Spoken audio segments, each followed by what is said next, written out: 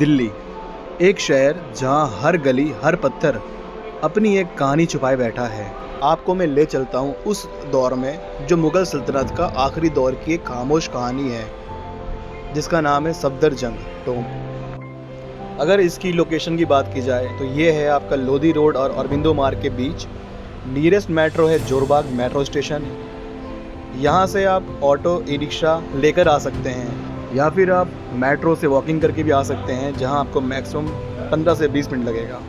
Nearest bus stop की बात की जाए तो सफदरजंग टोम्ब बस स्टॉप ये है, और इस टोम्ब की एंट्री टिकट इंडियंस के लिए 25 रुपये, फॉरेनर्स के लिए 300 रुपये।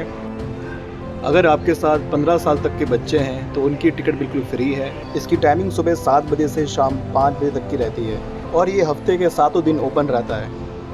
अब अपने टॉपिक पर वापस आते हैं। सफदरजंग कौन था? इसका असली नाम मिर्ज़ा माकिम अब्दुल मंसूर खान। वो सिर्फ एक आम आदमी नहीं था, वो था अवध लखनऊ का नवाब और मुग़ल बादशाह अहमद शाह बहादुर का वज़ीर आज़म। पर ये वो वक्त था जब मुग़ल सल्तनत अपनी आखिरी सांसें ले रही थी। बादशाह कमज़ोर था और असल पावर उन वज़ीरों के हाथ में थी, जिनमें से एक था सफदरजंग। सफदरजंग जितना ताकतवर था उतने ही उसके दुश्मन भी बढ़ते गए। दरबार में साजिश हुई, इल्ज़ाम लगे और एक दिन उसे वज़ीर के पद से हटा दिया गया। सफदरजंग दिल्ली छोड़कर अवध चला गया और वहीं 1754 में उसकी मौत हो गई। पर कहानी यहाँ ख़त्म नहीं होती। टॉम्ब क्यों बनाया गया, किसने बनाया? सफदरजंग के मरने के बाद उसके बेटे शुजा उद दौला ने अपने वालिद की याद में ये मकबरा बनवाया था। 1754 में इसे शुरू किया गया था और 1755 में ये पूरा हो गया। इसका खर्चा अवध के खजाने से उठाया गया, क्योंकि उस वक्त मुग़ल सल्तनत इतनी कमज़ोर हो चुकी थी कि वो खुद अपने वज़ीर के लिए मकबरा भी नहीं बनवा सकती थी। इसलिए कहा जाता है सफदरजंग टोम्ब मुग़ल आर्किटेक्चर का आखिरी बड़ा निशान है। पर एक बात से मैं बहुत निराश हूँ, जितना ये बाहर से सुंदर है, अंदर से ये उतनी ही कमज़ोर हो रही है।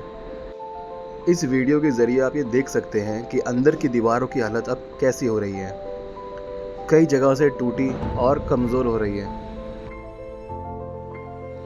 सफदरजंग टोम्ब को ध्यान से देखोगे तो ये बिल्कुल हुमायूं टोम्ब जैसा लगता है, पर थोड़ा कम शानदार, थोड़ा उदास। ये उदासी ही बताती है कि मुग़ल सल्तनत अब ढल रही थी। चारों तरफ चारबाग स्टाइल गार्डन, बीच में बड़ा गुंबद, लाल और पीली सैंडस्टोन और अंदर सफदरजंग की कब्र या मकबरा। सिर्फ एक इंसान का नहीं, बल्कि एक गिरती हुई सल्तनत का मकबरा है। सफदरजंग टोम्ब की सबसे बड़ी सच्चाई ये है कि इसे किसी मुग़ल बादशाह ने नहीं बनवाया। इस मकबरे का हर पत्थर सफदरजंग के बेटे शुजा उद दौला के पैसे से लगा। इसलिए ये मकबरा मुग़ल शान का नहीं, बल्कि मुग़ल मजबूरी का सिंबल है। बहुत लोग कहते हैं सफदरजंग टोम्ब थोड़ा अनफिनिश सा लगता है। इसकी वजह सिर्फ वक्त नहीं, बल्कि पैसों की कमी भी है। गुंबद के नीचे मार्बल कम है, कई जगह सिर्फ प्लास्टर यूज़ हुआ, डेकोरेशन लिमिटेड रखी गई। कंपेयर करो इसे हुमायूं टोम्ब से और आपको फ़र्क साफ दिखेगा। ये मकबरा बताता है कि मुग़ल आर्ट अपनी आखिरी सांसें ले रहा था। एक बात जो 90% लोग नहीं जानते, जो कब्र आप ऊपर देखते हो वो असली कब्र नहीं है। सफदरजंग का असली कब्र बल्कि नीचे अंडरग्राउंड चैम्बर में है।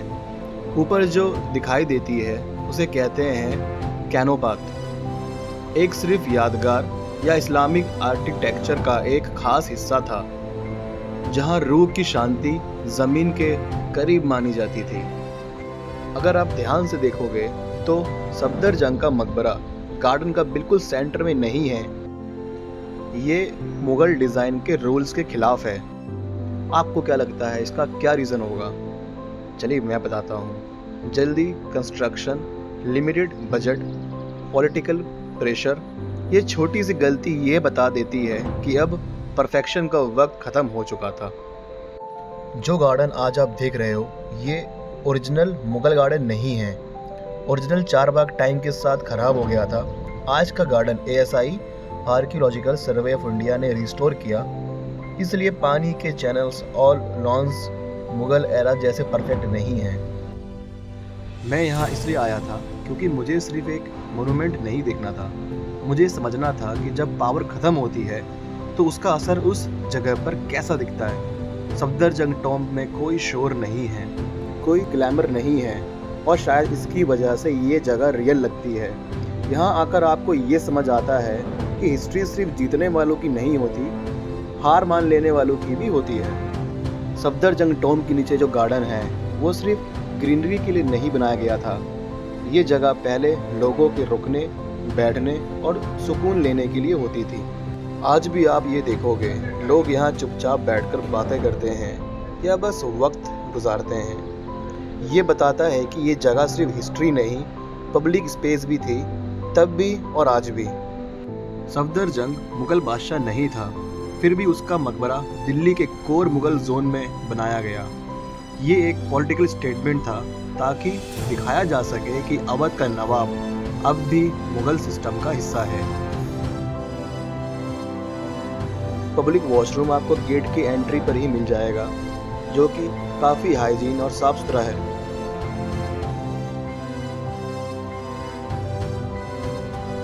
अब बारी आ चुकी थी यहाँ से जाने की, तो ढलते सूरज के साथ मैं भी यहाँ से निकल गया। पर जाते जाते मैंने यहाँ से ऐसी बहुत सी चीज़ें सीखी जो शायद मेरे आगे के सफ़र में काम आने वाली है। जो लोग अपने व्हीकल से आते हैं उनके लिए यहाँ पर फ्री पार्किंग का भी बंदोबस्त है। उम्मीद करता हूँ ये वीडियो आपको इन्फॉर्मेटिव लगा हो और हिस्ट्री सिर्फ देखनी नहीं, महसूस भी करनी हो। तो बने रहिए मेरे साथ। मैं हूँ मुसाफिर और मैं बहुत जल्द आपसे मिलूंगा एक नई जगह और एक नई कहानी के साथ।